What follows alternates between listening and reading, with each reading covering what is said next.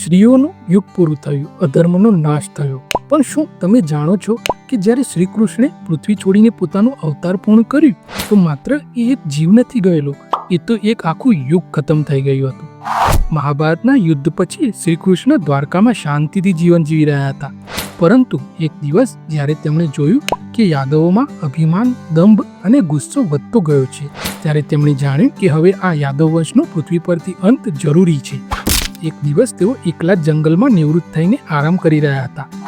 ત્યારે એક વ્યાધ જરા તેમણે દૂરથી કૃષ્ણના પગને મુખ સમજીને તીર છોડ્યું. તીર સીધું શ્રી કૃષ્ણના પગમાં વાગ્યું.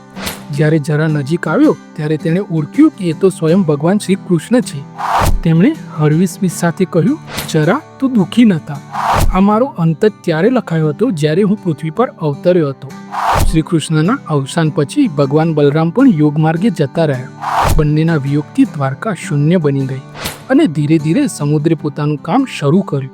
પૂરી દેવી નગરી દ્વારકા પાણીમાં ગરકાવ થવા લાગી.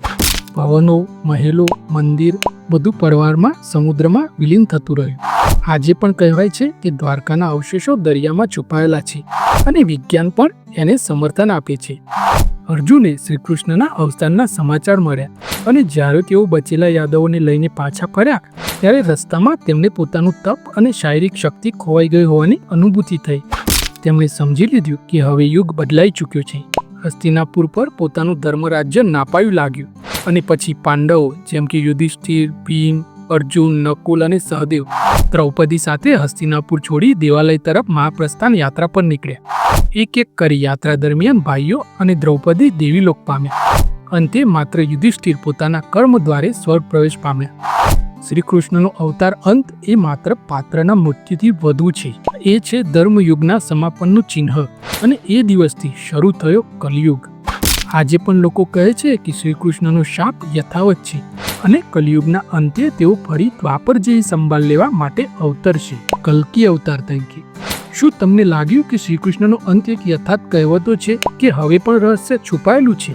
કમેન્ટ કરીને જરૂર જણાવશો. અને વિડીયો સારું લાગે તો લાઈક કરજો, ચેનલને સબસ્ક્રાઈબ કરજો. મળીશું બીજા વિડીયોમાં. જય હિન્દ, જય ભારત, જય જય ગરવી ગુજરાત.